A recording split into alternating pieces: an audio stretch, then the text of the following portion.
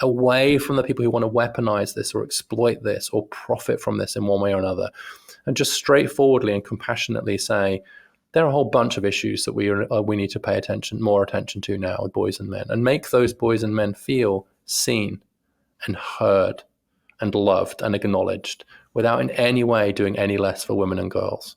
Clearly, if one of the major underlying economic drivers is stagnant regions, then it's really important to boost economic growth, to make sure there's continued job creation, to improve perceptions of mobility. Two, I think the EU can think creatively about regulating algorithms. I mean, we regulate so many other parts of our society, but the digital world, I mean, I think the EU's previous agreement was to assess the risk of different kinds of technologies, but we haven't looked at regulating these algorithms that create such a distorted view. Like, most of us are so normal.